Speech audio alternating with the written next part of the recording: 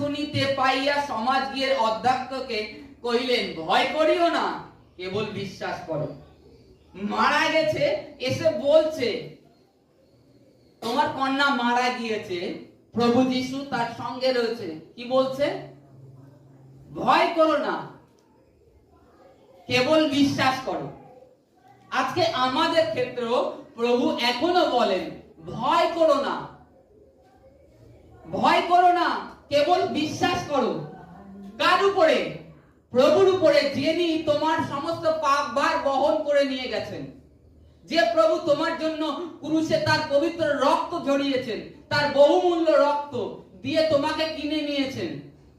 আজকে যারা বলে অনন্ত জীবন নেই, তারা ঈশ্বর সম্বন্ধে তাদের আইডিয়াই নেই। হ্যাঁ, এই জীবনের পরে আরেকটা জীবন আছে, সেই জীবনের অপেক্ষায় আজকে আমরা আছি।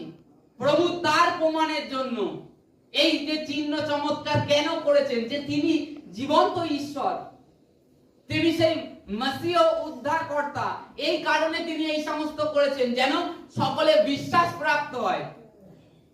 আজকে এই বালিকাটিকে তার পিতাকে বলছে, ভয় করো না, বিশ্বাস করো।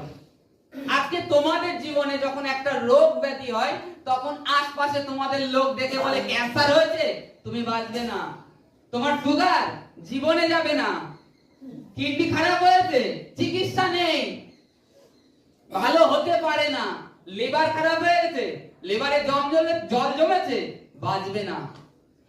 কিন্তু প্রভু কি বলে? কেবল বিশ্বাস করো। চলো এর মাঝখানে ছোট্ট একটা ঘটনা শুনুন।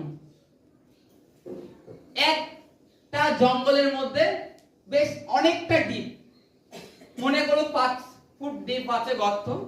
সেই গর্তেটায় জল নেই, তা কিছু ব্যাঙ